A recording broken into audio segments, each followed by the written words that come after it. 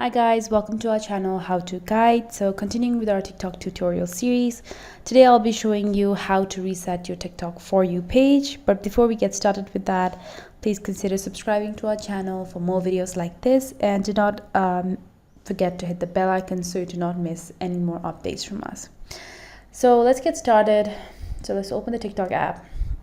So sometimes you're kind of in the wrong sides of TikTok and you want to reset your For You page. So there are many things you can do for that. So first you'll go to your settings and privacy, and then you'll scroll and you'll click on the free up space option.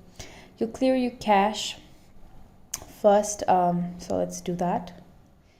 And then you'll go to your For You page, and what you can do is like video that you like, and then scroll, and let's say you're not interested in this kind of video. You'll click on the share button, the arrow over here, and you'll click on the not interested option.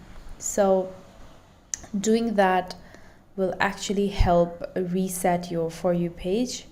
So if you do not like a video, what you can do is click on not interested, and then once you're doing it for some time, TikTok will actually catch up with you and understand the kind of videos that you like, and will hopefully reset your For You page in maybe a few days to a week, and your TikTok For You page will be reset.